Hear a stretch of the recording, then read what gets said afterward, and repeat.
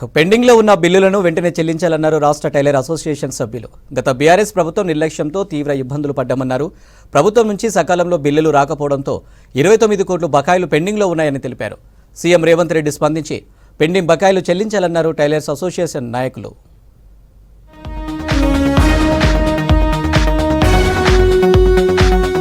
రాష్ట్ర వ్యాప్తంగా 26,000కు పైగా ప్రభుత్వ పాఠశాలలున్నాయి. హైదరాబాద్ పరిధిలో 600 ఈ పాఠశాలలో చదివే విద్యార్థులకు ప్రభుత్వమే ఉచిత దుస్తులు, బుక్స్ పంపిణీ చేస్తోంది. వీటికి సంబంధించి టెండర్స్ ప్రాసెస్ ఉంటుంది. దీనికి సంబంధించిన ప్రాసెస్ ఏప్రిల్లో ఆర్డర్స్ ఇస్తారు. రాజీవ్ విద్యా మిషన్ నుంచి క్లాత్ మెటీరియల్ ను ప్రభుత్వమే తెలంగాణ టైలర్స్ అసోసియేషన్ ఏజెన్సీకి ఇచ్చింది.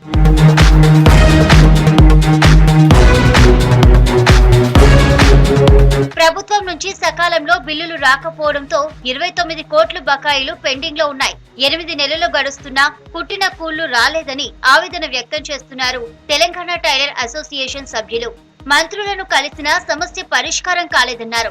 గత ఏడాది 28 కోట్ల ఆర్డర్ కాపీ ఇష్యూ అయిందని, ఆ తర్వాత ఎలక్షనర్ కోడ్ వచ్చిందంటూ కాలయాపన చేశారన్నారు. గత ప్రభుత్వ నిర్లక్ష్యం కారణంగానే ఇబ్బందులు పడ్డామన్నారు tailors association state president Srinivas Raju. మాకు గత ప్రభుత్వము ప్రొసీడింగ్స్ ఇచ్చారు, మాకు బడ్జెట్ రిలీజ్ అయినట్టు, కానీ వాటిని చెక్స్ కూడా ఆల్రెడీ ఫైనాన్స్కి వచ్చిందంటానంటే మేము ఆ చెక్స్ టోకెన్ నెంబర్ కూడా తీసుకొచ్చుకున్నాము, కానీ ఇంకా ఎలాంటి ఉపయోగం లేదు, చెక్స్ రిలీజే కాలేదు. మాకు ఈ ప్రభుత్వమైనా త్వరగా ఇచ్చి మమ్మల్ని ఆదుకోవాలంటని చెప్పి మేము మీ ఛానల్ ద్వారా కోరుకుంటున్నాం. ఈ నెల రోజుల లోపల మాకు డబ్బులు రానట్టయితే 2 లక్షల మంది వీధి పాలవడమే కాకుండా మేము ప్రజావేదిక ముందటికి వచ్చేసి ధర్నా చేసే అవకాశము 100%గా ఉన్నది. సకాలంలో సప్లై చేస్తున్నాము, అయినా కూడా ప్రభుత్వము ఒక 50 రూపాయలు ఇచ్చి మాతోనే 500 రూపాయలు, ఒక టైలర్ షాప్లో ఇదే దుస్తులు కుడితే 500 రూపాయలు తీసుకుంటారు.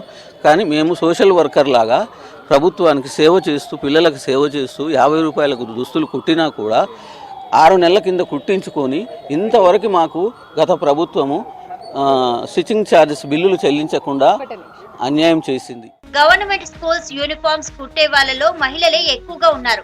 8 నెలలు గడిచినా బిల్లులు రాకపోవడంతో కుటుంబ పోషణ భారంగా మారిందంటున్నారు లేడీ టైలర్స్. 10 ఏళ్ల నుంచి కటింగ్, దారం, బటన్స్, ప్యాకింగ్, ట్రాన్స్పోర్టేషన్ ఖర్చులు పెరిగాయి. అయితే ఫస్ట్ క్లాస్ నుంచి ఇంటర్ పిల్లలకు ఒక యూనిఫామ్ స్టిచ్చింగ్ కు కేవలం 50 రూపాయలే ఇస్తోంది ప్రభుత్వం.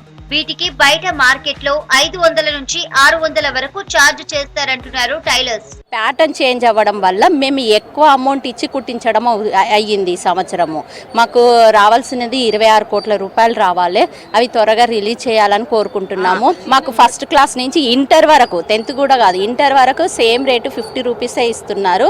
50 రూపీస్ కాకుండా మాకు పెంచి ఇచ్చాలి. ఇది కూడా ఇప్పుడు 8 నెలల నుంచి మాకు అమౌంట్ రాక మేము ఇంట్రెస్ట్ భారం కూడా మా మీద పడింది. అది అర్థం చేసుకొని మాకు అమౌంట్ పెంచి ఇవ్వాలని అందరి తరఫున కోరుతున్నాను. ప్లీజ్ రిక్వెస్ట్, మాకు పెంచండి.